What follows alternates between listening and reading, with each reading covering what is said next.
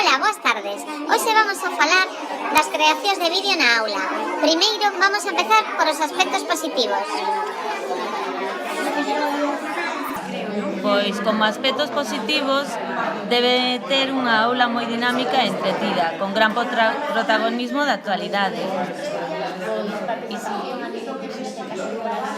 Con unha implicación moi alta dos alumnos e das familias, co cal favorece o esforzo.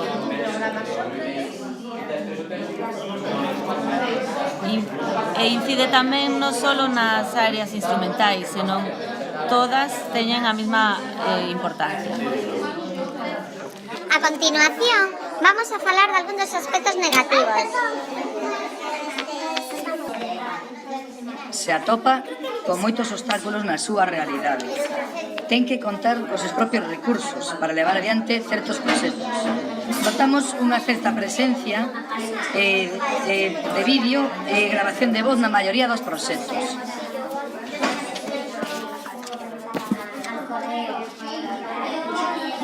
E por último, os propios nenos poden contar un conto elaborado por eles. Presenten os puntos principais dun traballo e amosan